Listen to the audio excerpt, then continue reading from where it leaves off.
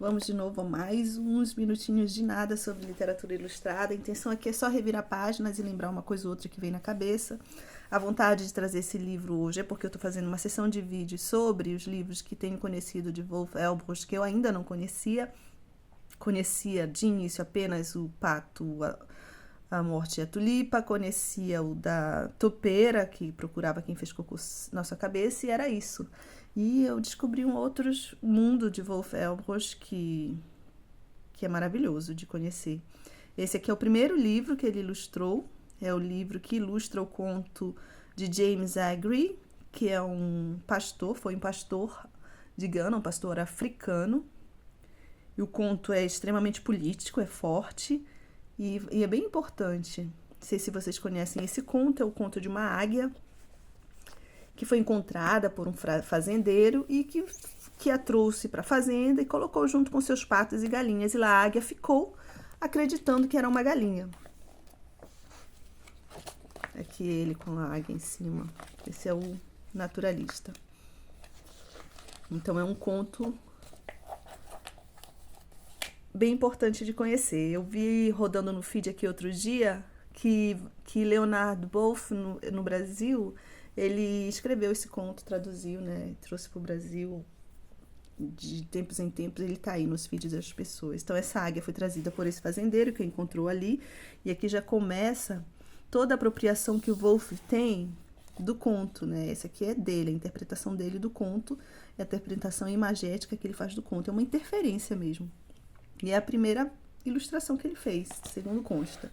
E eu gosto muito de observar como no livro, eu não sei se é coisa do Wolff mesmo, ou se é a casa de edição que decide, isso aqui me foge, mas a maioria dos livros do Wolff, ele vem assim, ele escolhe colocar as imagens, né, em plenas, com a página esquerda sendo ocupada de uma forma bem intrigante, porque ele traz alguns personagens que ele compõe no mundo imagético dele, que não necessariamente estão ali no texto.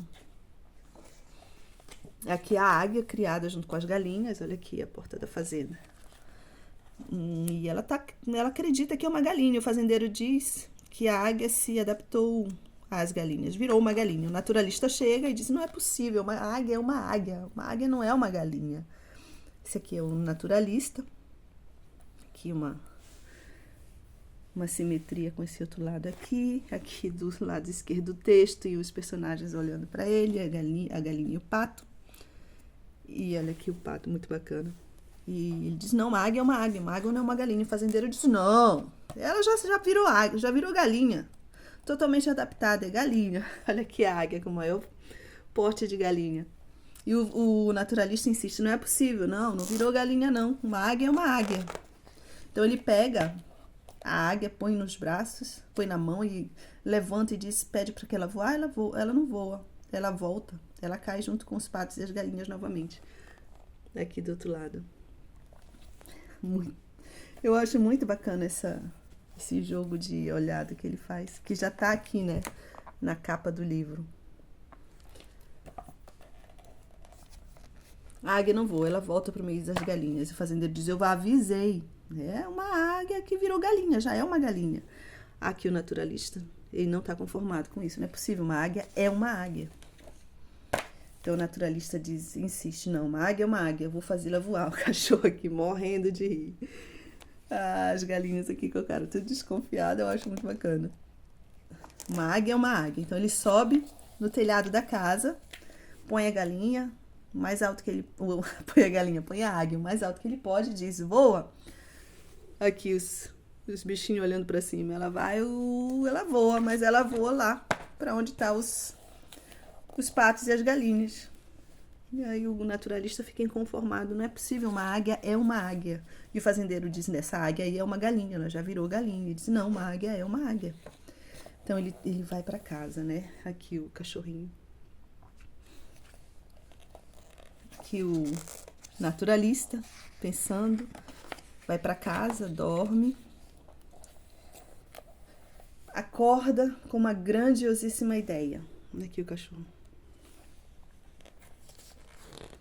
Ele vai atravessar a ponte da cidade, vai sair da cidade, vai atravessar a ponte e vai levar a águia lá pro alto de uma montanha.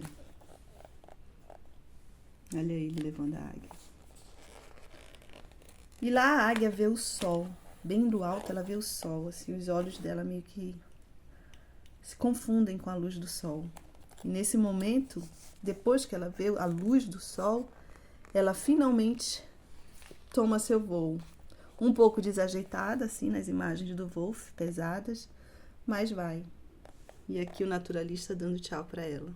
Ela foi. E eu trouxe esse livro aqui por último também porque ele lembra os livros anteriores. Esse foi o primeiro livro que o Wolff ilustrou. E eu já trouxe Remue Ménage à Madame K, que é a história da Madame K, que acha um meio preto no quintal dela, um pássaro que ela cuida, e no final ela ensina o pássaro a voar. E dialoga bastante com isso aqui. E tem o outro também, que tem muita questão de identidade nos livros que ele traz, que é dele mesmo, do Wolf Elbros, que são os 5 malfeitos, que eles também tomam uma ação de liberdade no meio da história do livro.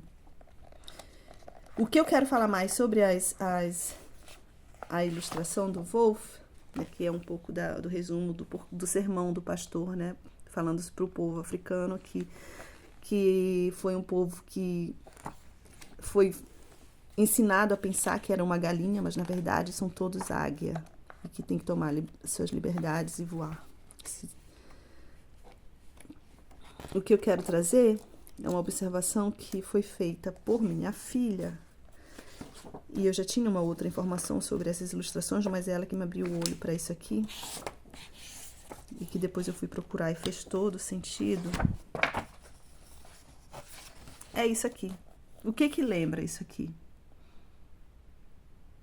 Quem influenciou Wolff nesse momento aqui?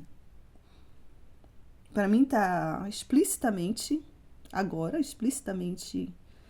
claro que foi o Van Gogh. Esse aqui é o quarto de Van Gogh, a cadeirinha, quer dizer, uma referência a Van Gogh. Aquele quadro que Van Gogh tem aqui é o quadro da águia. Aqui, eu acho até que o personagem do naturalista lembra Van Gogh. Há quem diga que é o próprio Wolff, por conta dos óculos. Eu acho que essa barba ruiva aqui lembra muito Van Gogh.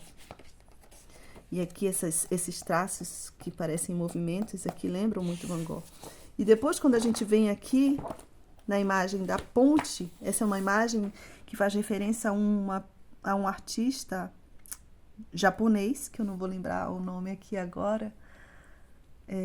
Eu vou colocar aqui na informação depois. Que foi para onde Van Gogh correu para ter como influência esse artista japonês, que é inclusive famoso, que não lembro o nome agora, que tem a imagem de uma ponte assim. Então a gente consegue ver que na primeira ilustração feita por Wolff, ele tinha ainda ele como sendo professor de artes plásticas e tudo, ele tinha essa vontade de trazer seus conhecimentos através de influências, né? Influências bem marcantes, inclusive. Olha aqui uns traços que para mim lembram muito o Van Gogh, esses traços aqui.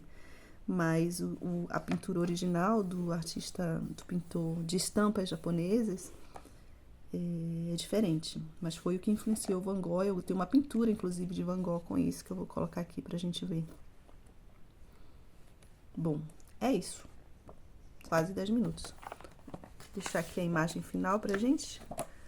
A imagem da águia voando.